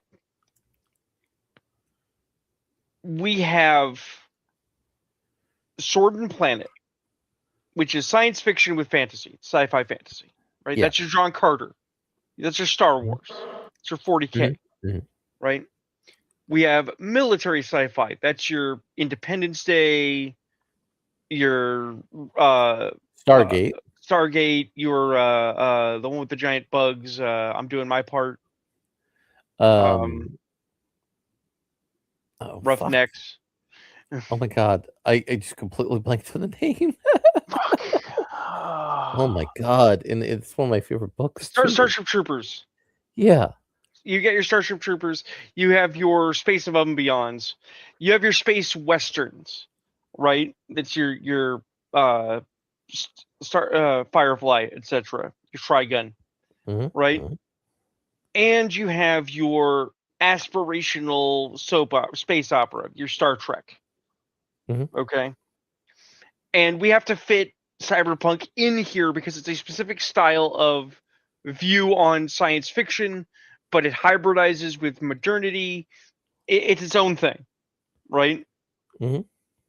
And we now have subdivisions of that because there's actual futurism, roughly, right? Like Altered Carbon is still trying to posit what would a super future look like in kind of a cyberpunk punk way. But then you have aliens and other forms of retrofuturism. We're going to talk about what if the future was still tape deck based, right? Mhm. A lot of people are returning to Michael Crichton, and Michael Crichton might well have been the actual last honest, serious, hard science fiction writer that I've heard of. Okay, because because he did Jurassic Park, and everyone thinks, oh, about the dinosaurs, right? But then when you actually read the book, it's like, no, it's actually about genetics and about the ethics of gene sciences, right?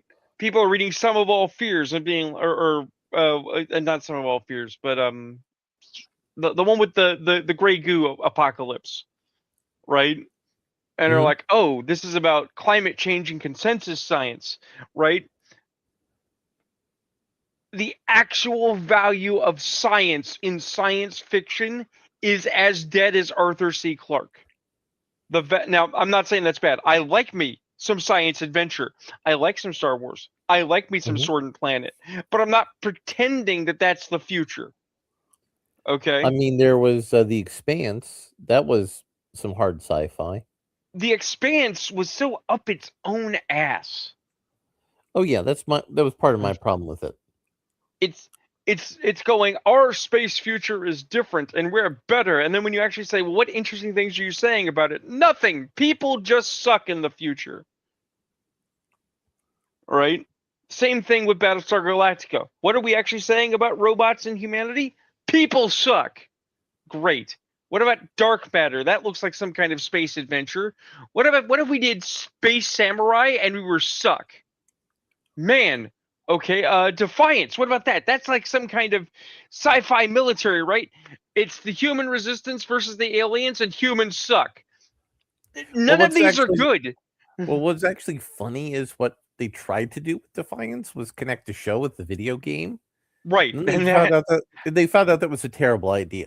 how'd that work for him? They found out it was a terrible idea. But my point stands. It's like, if you actually really dig into, is anyone asking any interesting questions with science fiction? They're really not. I think that the energy and the vigor for science fiction faded with our interest in the space program. And it's only once we actually attain a real tangible result of this recent spat of space flight that something big is going to happen for science fiction. Right? I think the problem is there hasn't been a new idea in science fiction. Right. I think there's no like new thoughts that have come out. And I think you're probably right that Michael Crichton was the last guy who wrote a science fiction to be about something. Well, let me use a stupid example because it's actually great. I've never read Westworld, but I want to see the Yul Brynner film, which I've seen bits of. It's excellent. Okay, and the Yul Brynner film is very close to the Michael Crichton book. It's very close. Yes. Right? Well, now they have a Westworld TV show. And they sold it as, this is just going to be the same, but it's going to be better because it's going to be modern and we're going to clean it up a bit. We're going to give it the value it needs. Except, is the Man in Black Yul Brynner? No, it's actually just some dick. Oh no. You never watched the Westworld TV show? God no. So let me circle around here and share something with you. Okay. So the Westworld TV show, the first season was lightning in a bottle. You know why it was lightning in the bottle? Do tell. On the Reddit for Westworld, because I was there for the first season, watching and looking at the Reddit, everybody was putting shit together, and they were figuring out in real time what the plot was. They were like seeing all these little Easter eggs, these little clues, and they were like figuring shit out. And there was like a little trick they did where there's more than one timeline, but they didn't make it obvious. And people had already figured out the whole plot, and the showrunners would say, some of you are right, some of you aren't right, and then they would come in after that episode aired and talked about it. And that was a huge thing that kind of pulled everybody together for the show. Right. and then they canceled the showrunner for some Me Too stuff, and the show didn't really know what to do with itself, and then it kind of spun out of control. Yeah, it's not so good. The show was like, "Hey, that one character you like, the black lady who ran the whorehouse. Let's give her superpowers." What? Yeah, let's give her superpowers. Let's have her do things with superpowers, and her kid got reassigned to a different robot. Like, what? Yeah, it's like no. The Man in Black character was Ed Harris in that series. It was Yeah. really interesting. He was the businessman who made this theme park, and everybody else was like, "Oh, we'll use this theme park to be able to figure out, like humans and like make everything a computerized process, and we could calculate all the human stuff." And he's like, "No, man. The highest value of this park is to just be a place where people can go kill people, or have Right. sex and do whatever the fuck they want." And I think that was interesting. Right. And But then the show did the weird Westworld 2 sequel, but not in a good way, in a stupid way. right, but that's the thing, is that it's more and more trying to spin its wheels and make it more than it should be or has to be, to reinvent the wheel. They're trying to out Crichton, and it's like, no. You don't have to. And Don't do that. and there was an epic scene in the first season with Anthony Hopkins that shows just how he's one of the greatest actors to ever live. Yeah. Where he sits in a cafe in the park talking to someone who's come to represent the corporation, and he's trying to figure out what her game is, and he's Mhm. like, "We know everything about our clients." And during the conversation, the actor's like going, "Oh, you you knew this was the place I went with my family when I was a kid and came to the park." And he purposely chose to destroy that to build the new section of the park he was focused on. So that was his power move, and that was like amazing and incredible. So it's the first season I can't recommend enough. The second season, they dropped off. The robots all went to robot heaven, but then they went into the real world, and then they just did not know what they were doing with themselves. Right. We had like a robot revolution in the real world, and like an AI that was going to control humans, like there were robots, and then the robots became the humans became the robots. The last cyberpunk film that I saw that was unambiguously good and I loved everything in it was Surrogates. Surrogates was good. I like Surrogates too. Here's the thing, I didn't hear anything about it. It just came up on my feed back when I had TV, and I was like, I Mhm. mean, I like Bruce Willis. I like the guy from Mission Impossible. I like James Cromwell. Okay, let's check out this film. And I'm like, holy shit, this is the best cyberpunk I've seen since Imposters, since Minority Report. And actually, that's the thing. So I'm gonna share something with you, and you're gonna get to say, "Oh no, I'm sorry, Joe." My friend Ty is rewatching Rick and Morty because she missed the last season. I'm so sorry that you're watching that with Ty. Right. It's not that I'm being subjected to something unpleasant. It's just a matter of, it seems fair that if I'm gonna make her watch random shit, I should be willing to watch things she wants to check out. If she wants to check out Rick and Morty, I can do that. It's not the worst thing ever.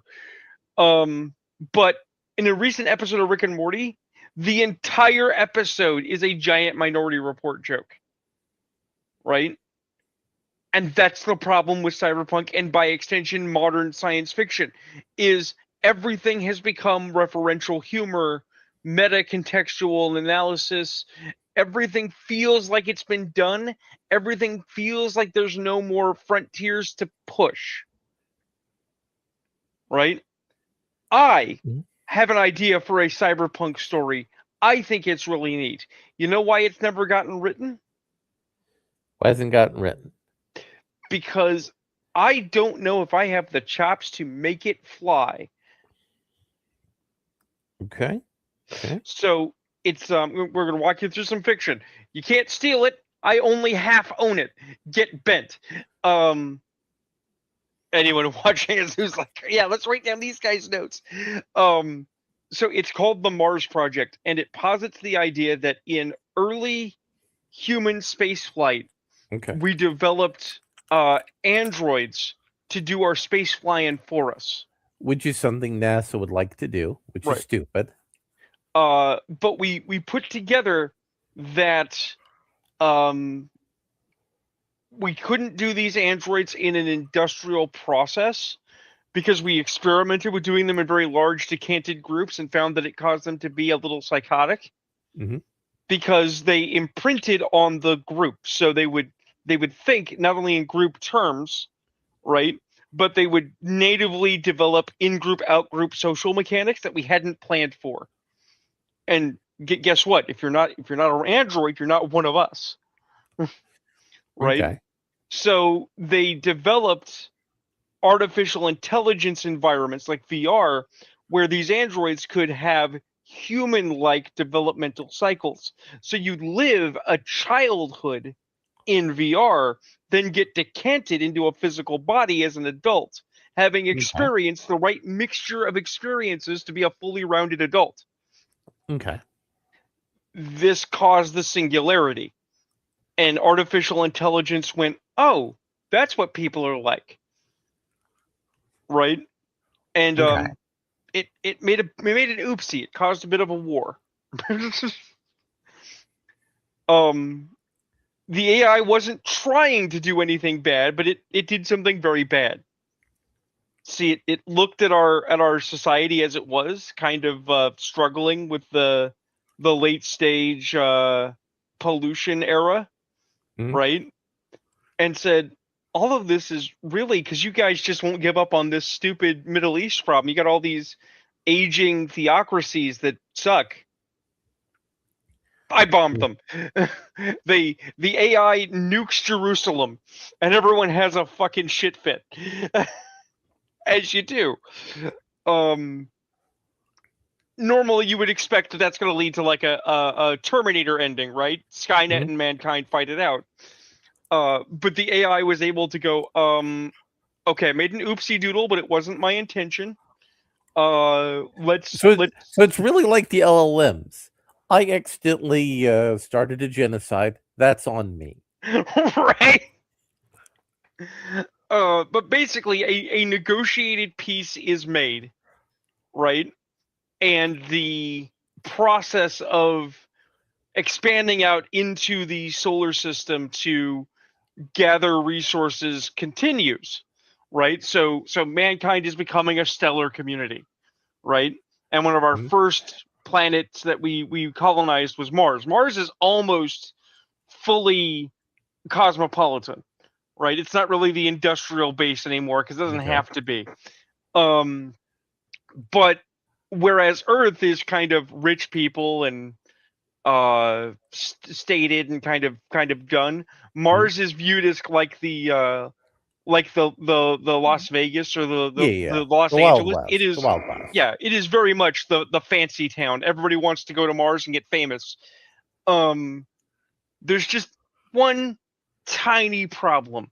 So that first generation of androids, they weren't destroyed. They were tasked with something that we thought they'd be very good at. We put them on long distance, long term defensive patrols. So they were hunting pirates at the periphery of space. Right? Mhm. They decided they didn't want to do that anymore. Okay. And so Gen 1 androids decided that they wanted to come get their cut of the pie on the internal fringe, and we turned to conflict and we set Gen 2 androids against them. So there's a nascent conflict, a growing conflict at the galactic periphery as we understand it, while humanity is making these first stumbling executions into space. And what is the actual story? The actual story follows a pair of Gen 2 androids who are basically pulp era detectives on Mars. 1 part bounty hunter, 1 part detective, 3 parts troublemaker. Okay. Okay. Right? I think it could be a lot of fun, but I am very upfront. It's like it's not asking anything that hasn't been asked before. I'm not pushing the boundaries of science fiction in any particularly vast direction. There's nothing particularly shocking about saying that at a certain point, the American government, or indeed the global government, will be supplanted by corporate interests, and that we all work for the company. The only difference is that I say that the company is being held to account by an artificial intelligence that is actively, statedly interested in making sure mankind stays alive.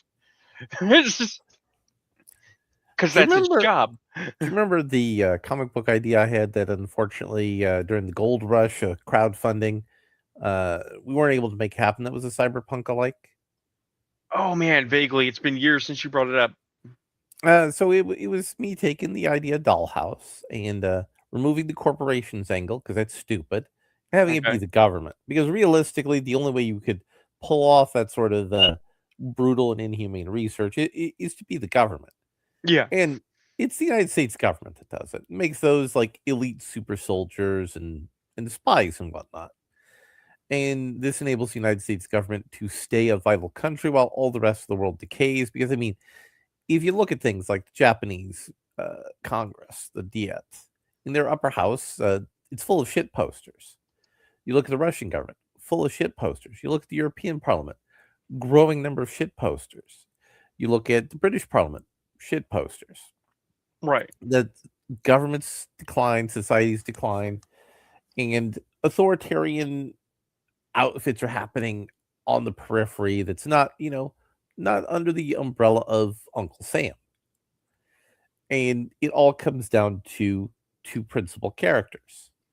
Uh, Baltimore, who is the female lead agent who, due to shenaniganery, she gains access to all of her knowledge from all of her different iterations, and she's slowly putting herself together. And the Alpha, the first one who went renegade, who took over the organization, and he's wanting to use all this cyberpunk technology to build a computer platform that basically levels things, where you don't need governments anymore. You don't need corporations, where every individual can have their own power, which is kind of sort of Senator Armstrong from the video games, from Metal Gear. Because I mean that's a great cyberpunk villain motivation. Yeah.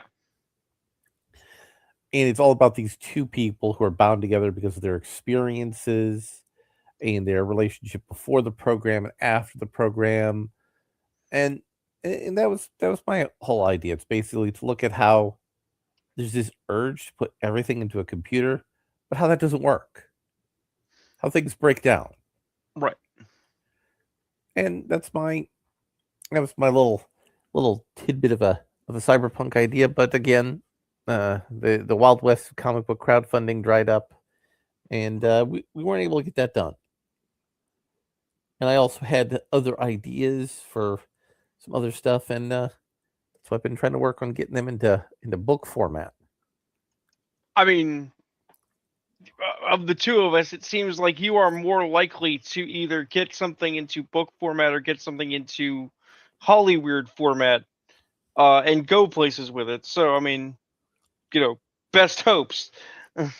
We need to do a project together.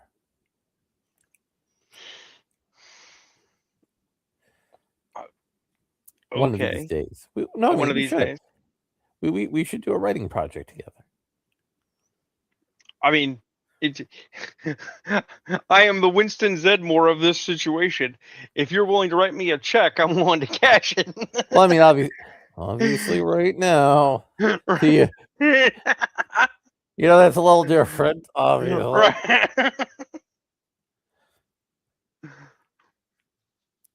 But yeah, we need to do something like that. I think that would be good and productive and be interesting. Well, as for not something we're working on, not something I'm saying anything's gonna happen. I'm just throwing it out there.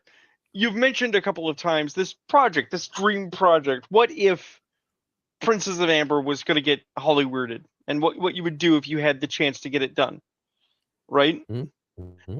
I have an interesting theory about why it can't happen. Not because I wouldn't want it to happen, but just in theory.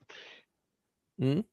A Nine Princes and Amber series can't happen because it is tied down to the Nine Princes of Amber's story.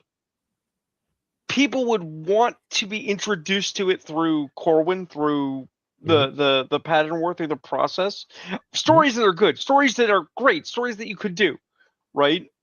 But Hollyweird is intimately interested in how can we change it? How can we mix it up? And it's like you shouldn't mix up that stuff. You should keep that flavor as is, right? On the other hand, if you could somehow, some way, hypothetically, get a Amber Diceless campaign, a tabletop campaign, sold as a Hollywood property, we're going to script a campaign of Amber Diceless with original characters and refer to the previous events, and then do like a prequel series or a filmic series that is separate, right? That's a good jumping off place to get people in, because at first they'll come for your original characters, they'll stay for the older stuff that is they're now primed for, like the pumps have been primed for. Well, we're not right now into a place where Hollywood's ready for original ideas. Right. That But will, you see they what I'm could get saying? worse. If they were, like, that could work. Yeah, in Nine Princes of Amber could totally work if you had the right cast lined up, Yeah. the right production team, and that there are not other priorities. Yeah. Excuse me. Well, I think we had a good show today, don't you? Oh yeah. A little bit of staggering, a little bit of wandering, but I mean, we're between lending libraries, and there's always some overlap between things. And also, we got to wait for the big stuff to come out. We got the Odyssey in the pipeline. The big thing we watched today was Minions. I don't want to watch the Odyssey. You're gonna make me watch the Odyssey. I mean, Christopher Nolan is a excellent filmmaker. Yes, but so much of that film is so diametrically bullshit. Everybody's trying to win on something they haven't even seen. It's very much like, I think we talked about this last week as well, the Conan thing, and Ethan Van Sciver, Nerdrotic, coming out of the wood. No, it was Nerdrotic coming out of the woodwork to claim that Conan's going to be a black gay feminist, and it's like, motherfucker, they're not going to release that for 3 years yet. Well, no, that's basically because of Amazon's corporate bullshit. I understand it's Amazon's corporate bullshit, but the thing is that Gennady has a proven track record. Even if you didn't like the tail end of the last season of Primal, even if you didn't like the last season of Jack, the man doesn't make bad work. His behavior is not like Nolan, where Nolan just seems to get more and more and more full of himself. Gennady just wants to make his cute little animations and be left the fuck alone. Look, he wanted to make a Popeye while there was still an IP ownership issue for Popeye. He wanted to make those people in Sony money, and they told him no. Right. Well, what I am going to do is I'm going to call the show for tonight. So, good night, everybody. Good night, everybody.